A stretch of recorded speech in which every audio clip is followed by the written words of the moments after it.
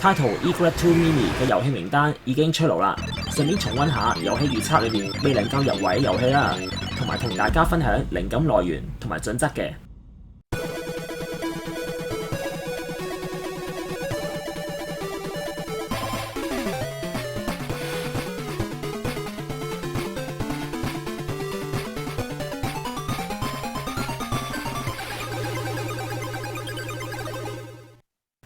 同樣地，有關迷你遊戲機嘅資訊，遊戲我都可以帶俾你嘅，所以記得留言、訂閱、分享同埋撳鐘仔啊！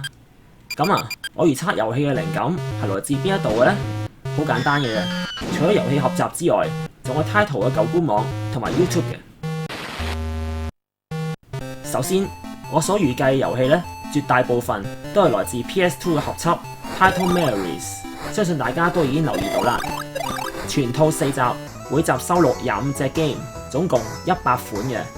抽回限定版呢，仲附送精美小冊子，介紹收錄嘅遊戲之餘，仲記載住昔日 Title 嘅趣事同埋呢位水史，極具收藏價值。當然而家嘅價錢呢，絕對唔會比原價平嘅喎。好在我多年前呢，全套賣出之後呢，再順利買翻晒佢。以前呢，喺暑假嘅時候呢，我一路喺度狂玩狂煲嘅，就算賣出之後呢，再買翻。依然都記憶猶新㗎。另外嘅靈感來源係嚟自 Title 昔日嘅官網，嗰度呢有記載街機遊戲一覽表，可以按部分嘅遊戲名稱呢嚟瀏覽宣傳海報。不過聯絡資料等等嘅地方呢，通通打格嘅。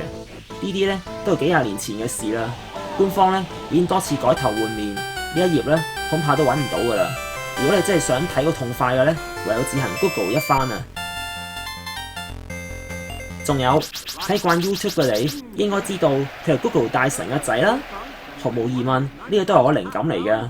只要我睇 Title 遊戲嘅片段 ，YouTube 都會自然推薦同廠嘅遊戲片段俾我睇嘅。事實上，我預測遊戲嘅準則萬變不離其宗嘅，就係人氣、遊戲類型、移植嘅次數同埋時代感。論人氣，太空侵略者泡泡龍咧，絕對係首選，所以我揀奇奇怪怪 Night Striker 同埋超能力大戰一啲都唔過分啦。遊戲類型嘅方面，動作、格鬥、射擊、體育、方塊等等嘅遊戲應有盡有。Chase Q 等等嘅賽車 Operation Wolf 衝擊遊戲你應該入選嘅，可惜啊，偏偏就落選。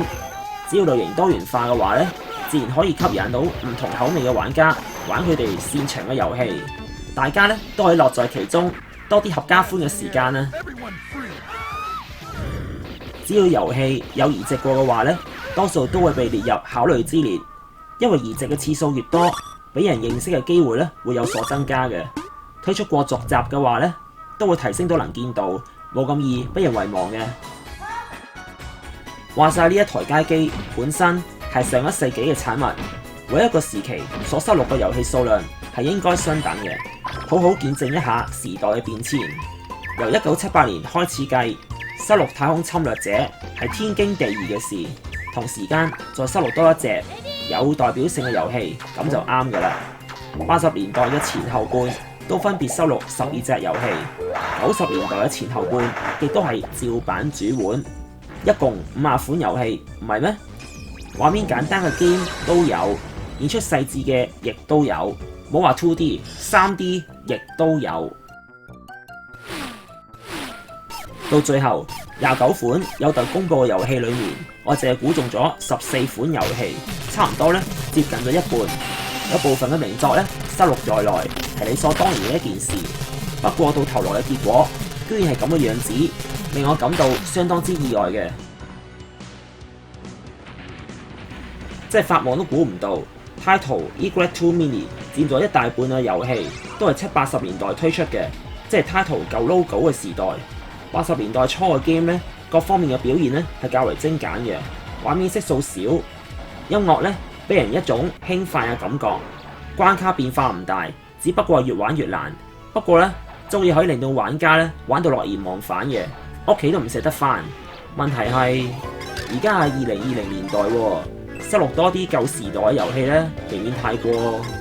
總覺得個時代咧已經倒退咗啦，翻到過去都唔食咁嘅樣啊！90年代嘅 game 咧得嗰16隻，佔到本機嘅30%，7-3啊！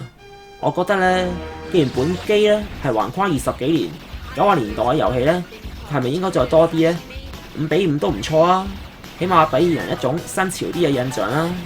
至少6-4啊！順帶一提啊，Taito新 logo 嘅時代咧係由1988年開始嘅。我個人就中意呢一個商標多啲，前衛得嚟又有現代感喎。二嚟呢啲70-80年代嘅遊戲，唔知有幾多個人聽過呢？Taito聲稱會收錄從來未移植過作品，千算萬算，居然會係從來未喺日本面世嘅舊 game 嚟嘅喎。Super Chase 都從來未移植過啦，又唔包括在內。本機所收錄嘅呢係清一色嘅 2D 遊戲，3D 嘅立體 game 呢通通欠奉。Raystorm 啊 ，G-Darius 咧都冇嘅，連 Taito 引以為傲嘅多畫面遊戲同埋體感遊戲呢都冇收錄在內嘅。多畫面遊戲嘅話呢，就好似 Darius 2係冇收錄到嘅，我都理解得到嘅。感覺上呢係有少少勉強喎。喺主機上面顯示畫面嘅話呢，未免太細啦啩，睇得咁辛苦。體感 game 就好似 SCI 啦，用基本操作器嚟操作嘅話呢，應該都冇問題啊！嗬，呢啲 game 咁受歡迎，冇收錄到，係咪有啲講唔過去呢？會唔會有啲美中不足嘅感覺呢？其實點解今次 Taito Egret 2 Mini 嘅遊戲陣容會係咁呢？呢啲都係容量限制嘅緣故。此外，懷舊 game 呢係需要花時間去確認嘅，所以埃及方塊都冇收錄在內。呢個就係嚟唔切確認嘅緣故啦。因為舊遊戲咧係超多嘅，確認嘅時間咧都好有限，呢啲點都無可奈何嘅。而家係 Blu-ray 嘅年代，容量加大少少都唔怕啦，係咪？Taito Egret 2 Mini 推出過後，如果大受好評，會唔會一鼓作氣推出新一代嘅機體嚟彌補呢一代嘅遺憾呢？一切都係未知之數。不過呢一代咧係有唔少嘅新嘗試，加上你應該收錄嘅遊戲亦都有，不失係一件好消息。所以下一集就係俾大家見識一下迷你遊戲機裏面 Taito Egret 2 Mini 獨有嘅好處啦。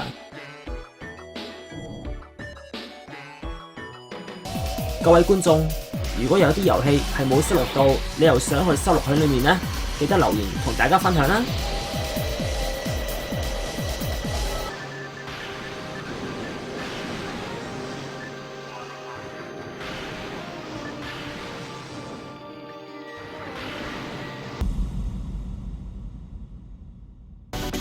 懷舊得嚟帶點新意，Taito迷你街機來年登場。